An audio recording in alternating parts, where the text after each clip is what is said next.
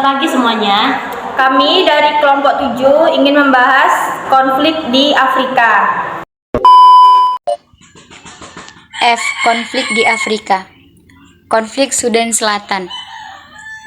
Perang saudara berkepanjangan dan kemerdekaan Sudan Selatan. Republik Sudan Selatan merdeka pada 9 Juli 2011. Negara ini menjadi anggota Perserikatan Bangsa-Bangsa (PBB) paling muda. Kemerdekaan Sudan Selatan merupakan bagian dari proses politik yang panjang yang terjadi di negara terpenduduk sekitar 12 juta jiwa.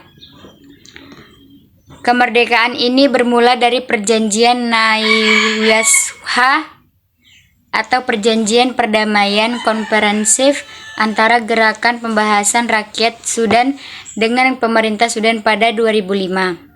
Perjanjian ini berhasil mengakhiri perang sipil.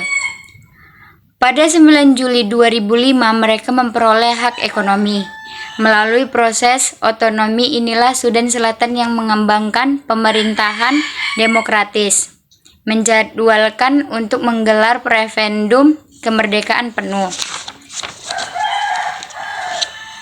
Kesepakatan Nayasha mendapat dukungan dari Intergovernmental Coalition Development atau IGAD dan konsorsium negara-negara pendonor.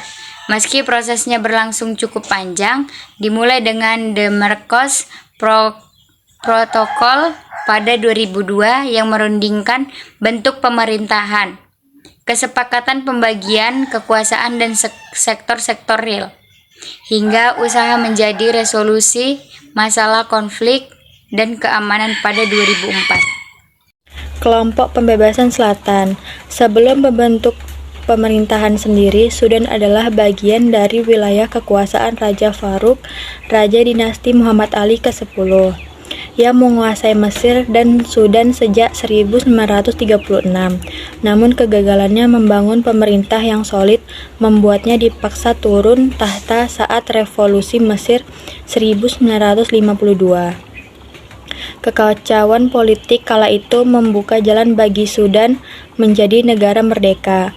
Setelah membersihkan pengaruh Inggris dan Mesir, Sudan dideklarasi sebagai negara independen pada 1 Januari 1956.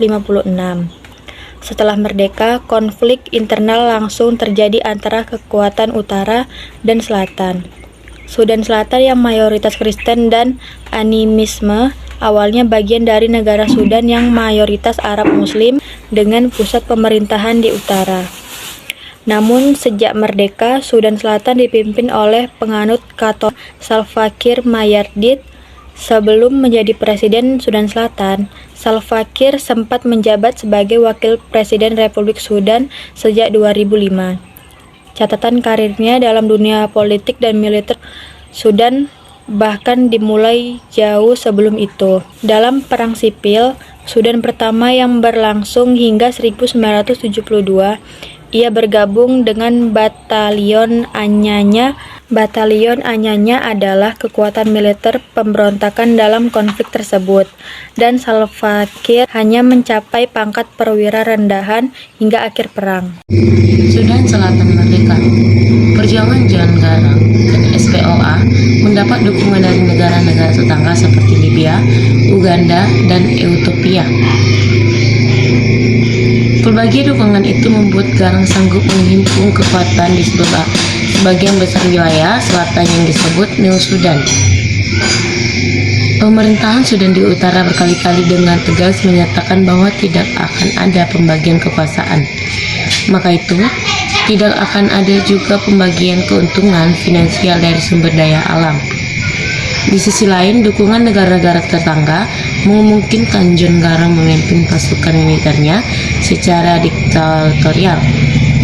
Selain menyediakan persenjataan, Mengistu juga memberikan tanah untuk dijadikan pusat pengungsian bagi warga Sudan Selatan yang melarikan dari perang. Setelah 400.000 orang ditampung, Garang juga membangun pusat pelatihan militer. Secara khusus, tempat ini juga menjadi tempat pengungsian bagi 17.000 anak-anak Sudan Selatan Namun dukungan di pembatasan Ethiopia itu tidak berlangsung lama. Pada musim 1991, pemberontakan oleh Ethiopian Peoples menumbangkan rezim Mengistu. Belum selesai merapatkan barisan setelah diusir pulang, sebuah usaha kudeta terjadi dalam tubuh SPLA yang dilakukan Riek Machar dan Khan Akol. Perpecahan ini akhirnya berkembang ke konflik etnis antara Nuer dan Dinarja.